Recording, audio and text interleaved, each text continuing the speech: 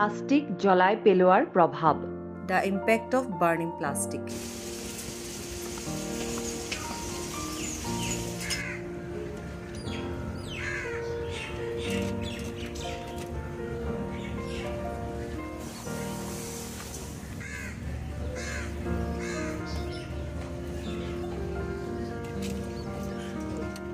Hey বাইদেউ, ৰ'ব আপুনি এয়া কি কৰিছে?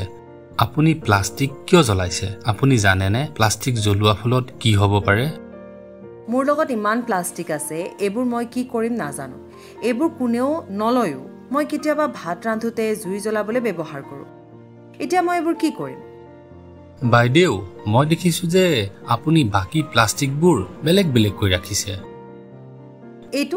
এইটোৰ প্লাষ্টিকসমূহ বেলেগ। কেতিয়াবা ভঙা চিঙা সামগ্ৰী নিয়া মানুহবোৰ আহে নহয়, তেওঁলোকক দি দিওঁ আৰু পইচা পাওঁ। কেতিয়াবা নহৰু বেপাৰীক দিওঁ আৰু তাৰ সলনি নহৰু দিয়ে। বাইদেউ, আপুনি চাওক, এইটো প্লাষ্টিক হয় আৰু এইটো প্লাষ্টিক হয়। তাৰ প্ৰকাৰ বেলেগ। কিছুমান জ্বলাইছে আৰু কিছুমান বিক্ৰী কৰিবলৈ ৰাখিছে। আপুনি জানেনে প্লাষ্টিক কেনেকৈ তৈয়াৰ কৰা হয়?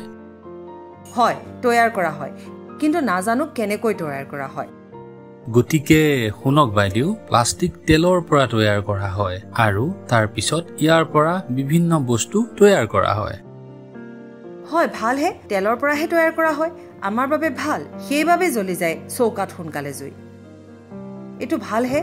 প্লাষ্টিক তৈয়াৰ কৰোঁতে বিপদজনক ৰাসায়নিক পদাৰ্থ ব্যৱহাৰ কৰা হয়। যেতিয়া আমি সেই প্লাষ্টিকবোৰ জ্বলাওঁ, তেতিয়া এই পদাৰ্থবোৰ গেছ হৈ বাহিৰলৈ আহে।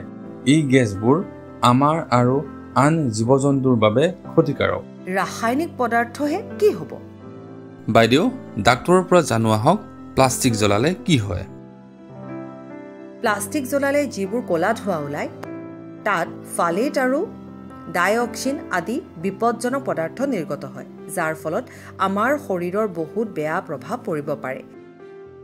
ফালেটে প্লাষ্টিকক নমনীয় আৰু কোমল কৰি তোলে, কিন্তু যদি ই আপোনাৰ শৰীৰত প্ৰৱেশ কৰে তেন্তে ই বিধ্বংসী ৰূপ ধাৰণ কৰিব পাৰে। ই আমাৰ অন্তঃস্ৰাৱী গ্ৰন্থিৰ ওপৰতো প্ৰভাৱ পেলায়, যাৰ ফলত বন্ধ্যাত্ব বা নপুংসকতা হ'ব পাৰে। ডাইঅক্সিন যিটো প্লাষ্টিকৰ পৰা ওলায়, এইবোৰ পথাৰ আৰু জলাশয়ৰ দ্বাৰা আমাৰ শস্যলৈ আহে, যাৰ ফলত বমি, মূৰৰ বিষ বা শৰীৰৰ বিষ আৰু ফুঁহা, এলাৰ্জি, হাঁপানি আদি বিভিন্ন বেমাৰ হ'ব পাৰে। শিশুৰ পৰা আৰম্ভ কৰি বৃদ্ধলৈকে সকলোৱে ইয়াৰ প্ৰভাৱত পৰিব পাৰে। কেতিয়াবা হাঁওফাঁওৰ ৰোগী আৰু হৃদৰোগীসকলৰ ওপৰতো বেয়া প্ৰভাৱ পৰিব পাৰে। যকৃত আৰু বৃক্ক বিকল হোৱা কৰ্কট ৰোগো হ'ব পাৰে। এজন ডাক্তৰ হিচাপে মই মাত্ৰ ক'ব বিচাৰোঁ যে প্লাষ্টিক জ্বলোৱাটো দূৰৰে কথা, ইয়াৰ ব্যৱহাৰো যিমান পাৰি কমকৈ কৰিব লাগে। এইবোৰ কথা দেখোন মই নাজানিছিলোঁ। এতিয়া এইটো ৰোধ কৰিবলৈ কি কৰিব পাৰোঁ?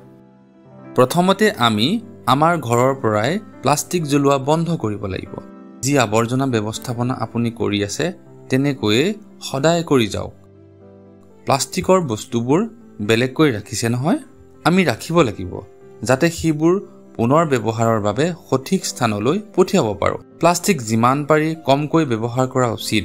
ইয়াৰ সলনি আমি আন বস্তু ব্যৱহাৰ কৰিব পাৰোঁ, যেনে প্লাষ্টিকৰ বেগৰ পৰিৱৰ্তে আমি কাপোৰৰ বেগ ব্যৱহাৰ কৰিব পাৰোঁ, আৰু যেনে প্লাষ্টিকৰ বটলৰ পৰিৱৰ্তে ষ্টীল বা কাঁচৰ বটল ব্যৱহাৰ কৰিব পাৰোঁ। এনে বহুতো বস্তু আছে যিবোৰ আমি ব্যৱহাৰ কৰিব পাৰোঁ। মোৰ এইবোৰৰ বিষয়ে একেবাৰে কোনো জ্ঞান নাছিল। এইটো চোৱা, মই এতিয়া কি কৰিম? প্লাষ্টিকবোৰ বেলেগকৈ ৰাখিম আৰু ইয়াৰ বিষয়ে সকলোকে ক'ম। বহুত ধন্যবাদ।